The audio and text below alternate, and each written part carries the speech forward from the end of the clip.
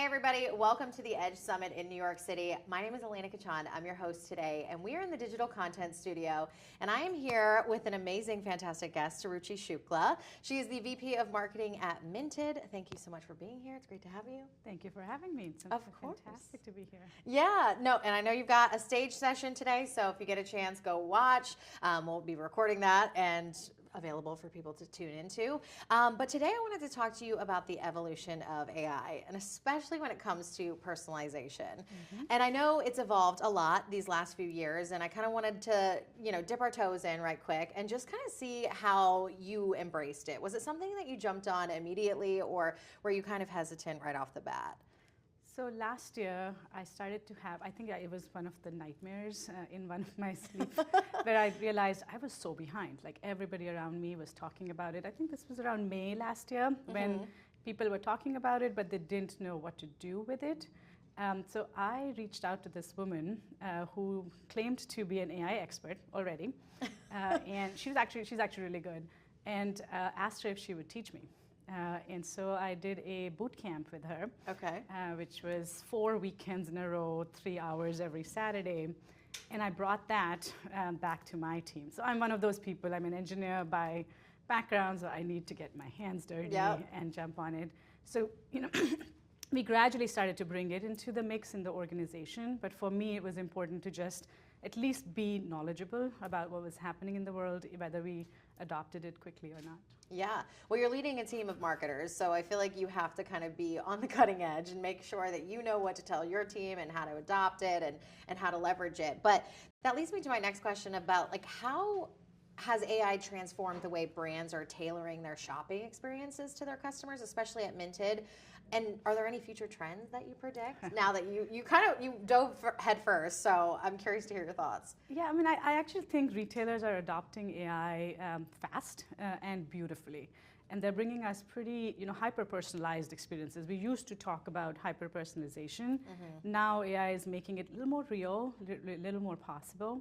And you see this in product recommendations that are based on predictive AI.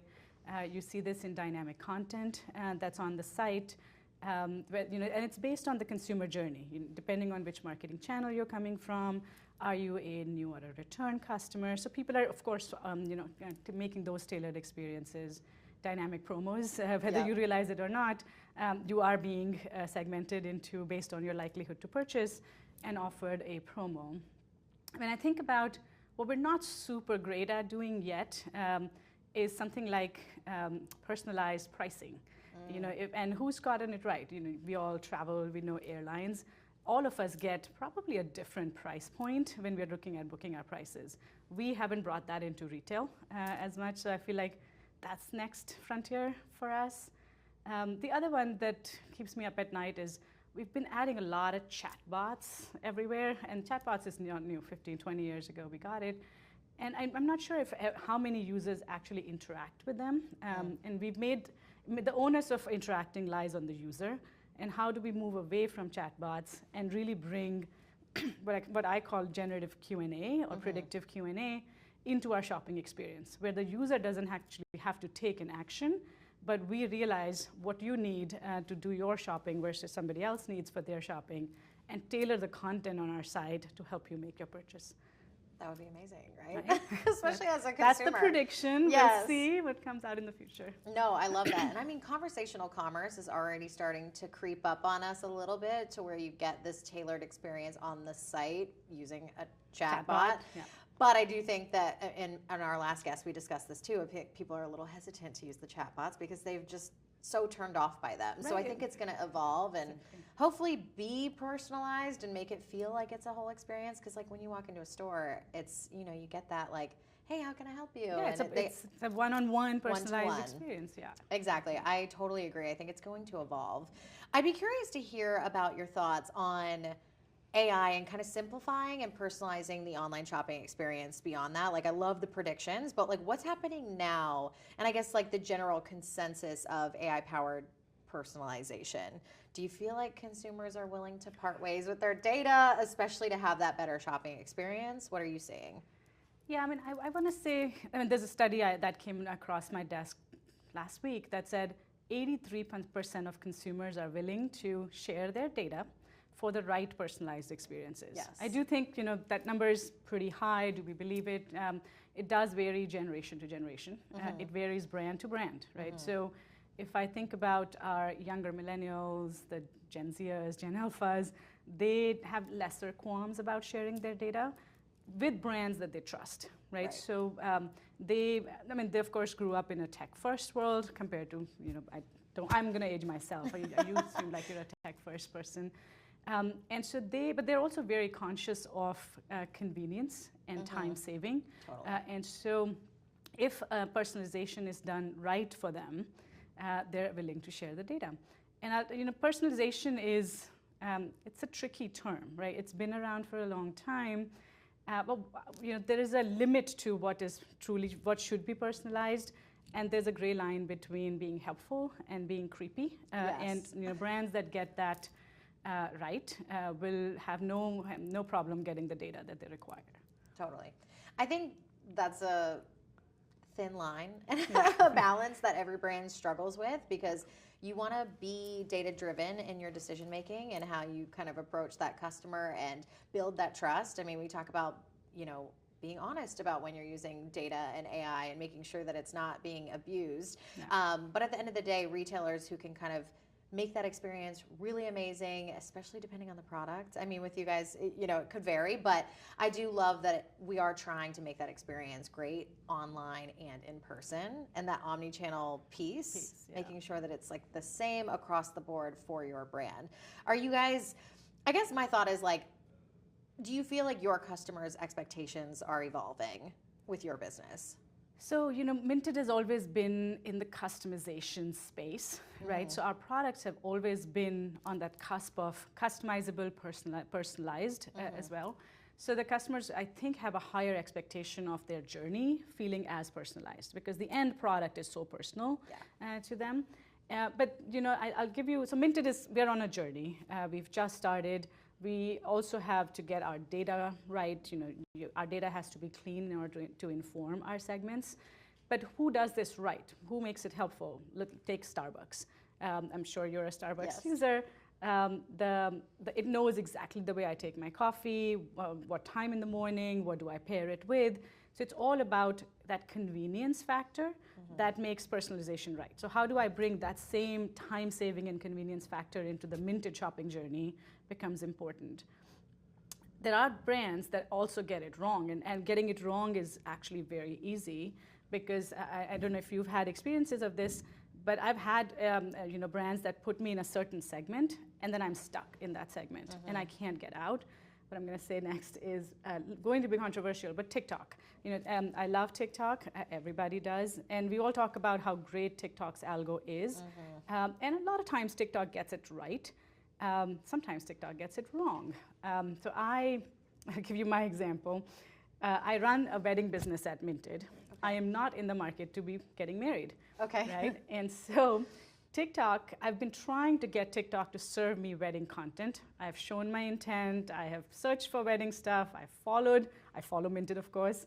I've also followed other wedding brands, but TikTok refuses to serve me wedding content. What? Instead, it serves me, I probably watched an astrology video. It keeps serving me astrology-based things, something that would predict my future, something that I'm compatible with this zodiac sign or that zodiac sign, so I'm stuck.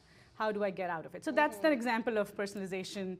When done right, is very helpful. Yes. It can also go wrong. Well, it's so funny when you try to go down TikTok rabbit holes and then you're stuck on that page or that content for so long, and you're like, no, X out, I'm over it. And I've done that, and it still wouldn't give me what I want. So. Dang, okay, yeah, no, I totally get that. I think people are, even Netflix is trying to make the experience great. YouTube trying to predict what it thinks that you want to watch next. I think that all of these platforms are trying to make the experience engaging, and they want you to spend more time on their platform. Not like we need an excuse to get sucked into social media, but I'm curious about the retail aspect, because when you're shopping, even now, social shopping is so big, and like selling on TikTok, I guess, it kind of marries the algorithm of social media with the personalized opportunity to shop. So we're always thinking about that here at Bloomreach, but I guess my question is too, how can brands kind of meet that expectation of the changing consumer? I feel like consumers are so nuanced, and what you might think you want in that moment, maybe it's for research and development, but you're not actually getting married. Like, everything is changing constant, rapid pace. So how can brands kind of meet them where they are online? Yeah, I'll use a couple of data points for you. The studies suggest 76% of consumers are likely to make their purchase with a brand that offers a personalized experience. Yeah. 78% of the consumers actually repeat a purchase with brands that are personalized. Mm-hmm. So right there, we have every reason to figure out personalization, and what that means for your brand can be very different for what it means for another brand. I do think personalization, there's also a limit to personalization. Yeah. Right, so you can overdo it.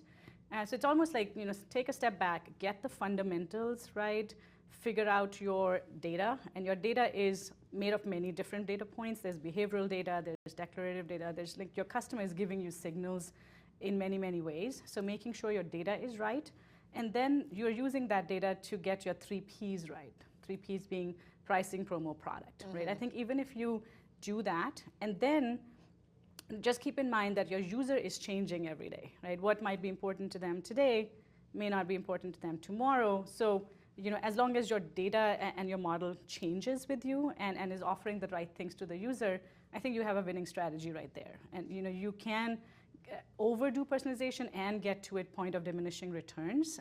And so, most people actually have a lot of fear of, they keep personalizing more and more, but at some point it stops working. Yes. I guess that's an interesting point, because that would be like everyone's worst nightmare to go too far and then not be able to go back, because I do think it draws a line of creepy and when you go too far and do too much. It's like, okay, now I'm nervous and I'm weirded out by Like, how this. did you figure this out? Yeah, like what's going on? Am I doing something wrong? So I do think brands are trying to balance that connection with their customers. Loyalty comes into play with, just making sure that they feel safe enough to come back. So I love all of these insights. Those stats were amazing. We talk about this all the time, so it's cool to hear it from you guys, and it's something you're thinking about. Anything else that you guys are thinking about from a personalization standpoint that you want to add? I mean, I think we are also trying to figure out, personalization doesn't end on the website. Right. It doesn't end in your marketing channels. It has to carry into your customer support and figuring out how, we take a lot of your feedback to us, the NPS data, and then start to bring that into what we offer you next. Yes. Right? So it's really getting the full customer journey right. So I can solve it by making my emails personalized or my site personalized. But if I have, and I think actually Anirban, was giving an example of this, if I haven't connected my touch points, all the rest of them, and what the customer might be experiencing after a purchase, then I wouldn't get the personalization ever right. Yeah, and you have to connect the dots and the customer journey. So I love that.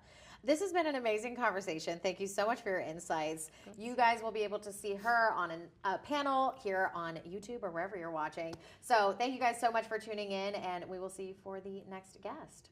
Bye. Thank you.